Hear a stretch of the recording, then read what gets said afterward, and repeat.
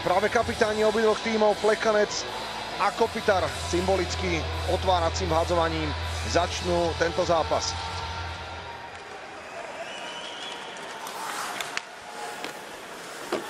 Mrázek sa poprvý raz zoznámil s pukom. Kopitar Josimu. Hossa pred bránkoviskom. Kopitar, už to musia trošku Európane roztiahnuť. Kopitar si dostane puk na Hossu. Hossa sa atlačil pred bránkovisko. Ešte Tatar, stále puk v rene.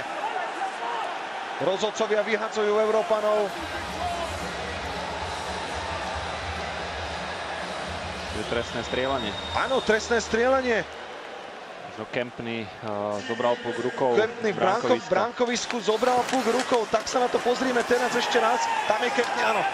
Bolo to správne. Najskôr som myslel, že hlavne rozhodca iba vykazuje hru. Áno, presne tak, ale pásma. Presne teraz to videl rozhodca veľmi presne. Kempny z bránkoviska rukou odstrelil puk a Európa má k dispozícii trestné strieľanie. Pokúsi sa ho zužitkovať na otvárací gól Andrzej Kopitar. Kopitar versus Mrázek.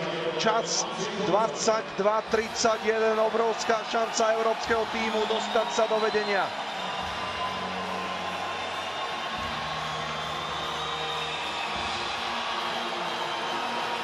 Kopitar a Mrázek. Andrzej Kopitar nedáva gól. Mrázek drží české nádeje, ale ešte 76 sekúnd presilovej hry. Andrzej nezrealizoval ten svoj nájazd úplne ideálne. Snažil sa naznačiť strelu forehandom, stiahol puk do backhandu a pomedzi betóny mieril puk Mrázkovi, ale neurobil to úplne ideálne. Nesadol. Kára. Pri Hansenovi je Polák. Hansen to zvládol dostať pred bránkovisko. Vanek, šanci, ešte jedna príležitosť. Vanekova snaha o kombináciu a napokon z rohu Kára. Zdeno Kára otvára skóre. Čas 30:05. Mrázek konečne prekonaný. Zdeno to tam napálil nekompromisne. Európania si vytvorili tlak. Veľmi dobre pracoval Hansen za bránkou. Vanek sa dostal do dobrej šance po Belmárovej šance. Myslím, že Vanek sa ešte snažil prihrávať. Tá prihrávka nebola presná, ale ten puk skončil v rohu. Zdeno to napálil späť na bránku. A puk si našiel miesto za chrbtom českého brankára Mrázka. 24. strela do priestoru bránky Českej republiky končí v sieti.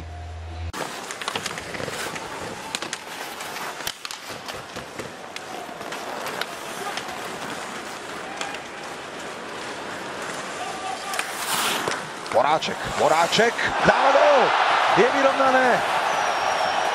Česi zo seba striasli kliatbu neprekonaných brankárov súpera a vyrovnávajú na 1:1. Voráček to trafil k vzdialenejšej žrtke, čas 33:28, Česko vyrovnáva na 1:1.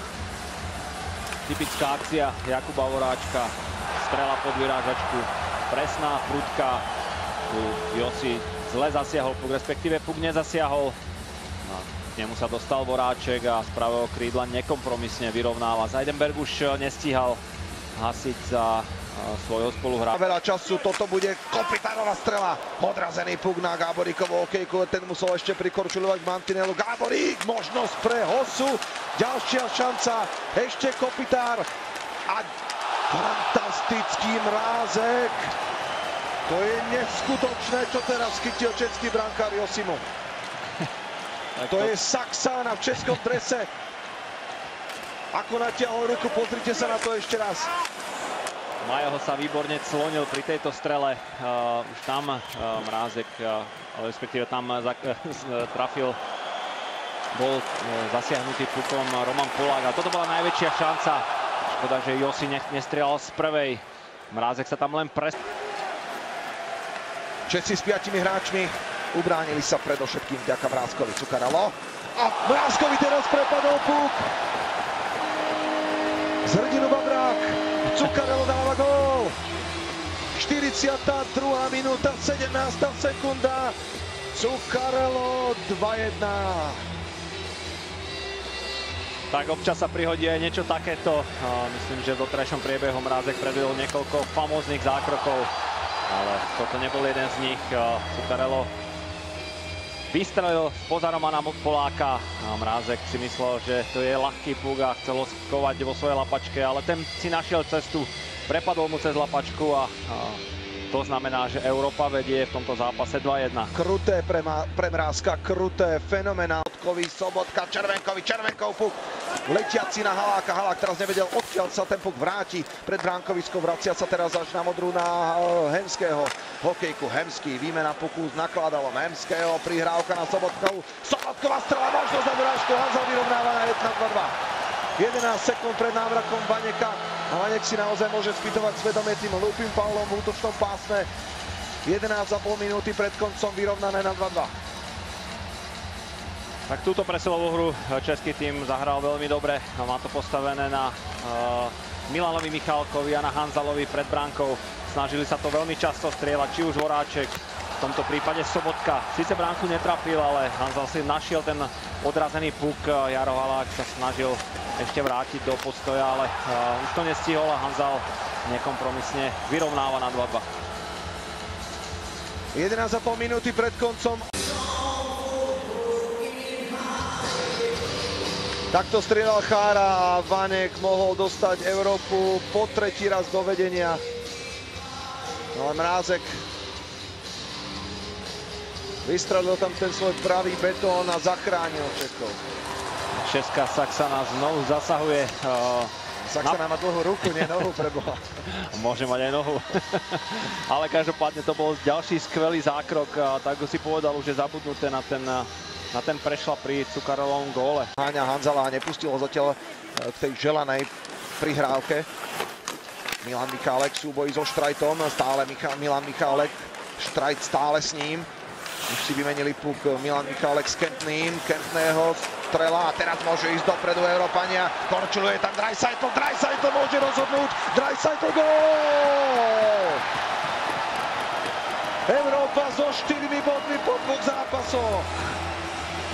Leon Draisaitl, čas 62:06. 3-2. Tak nakoniec to prečíslenie prišlo. Nakoniec sa rútil Draisaitl sám. Najskôr som si myslel, že Zuccarello nevie o tom, že má nakočulovaného spoluhráča. Ale ty si mu to ukazoval, inak videl som, ako mu to ukazuješ. Neviem, či si to všimol, ale tlačil som ho. Ale tá situácia vznikla vlastne z toho, že český tým sa dlhšie držal v útočnom pásme. Prišla zblokovaná prihrávka a presne z týchto situácií vznikajú tie prečíslenia alebo takéto samostatné nájazdy. Zuccarello sa zmocnil puku. Draisaitl veľmi dobre reagoval a zrýchlil a nekompromisne okolo betónu pod vyrážačku zakončil a strieľa víťazný gól týmu Európy. Tým Európy so 6 Slovákmi a s generálnym manažérom Miroslavom Šatanom, jeho asistentom Petrom Bondrom si naozaj otvoril cestu medzi 4 najlepšie týmy planéty na svetovom pohári v Toronte. No kto by to bol čakal pred týmto podujatím? 2 vynikajúce výkony, 2 vynikajúce zápasy, 2 víťazstvá nad Spojenými štátmi americkými, nad Českou republikou. Ešte musíme samozrejme čakať, ako sa bude ďalej vyvíjať táto skupina, ale tento tím zložený z viacerých národností sa môže spolu tešiť aj tu so slovenskými fanúšikmi na tribúne v toronskej Air Canada Center.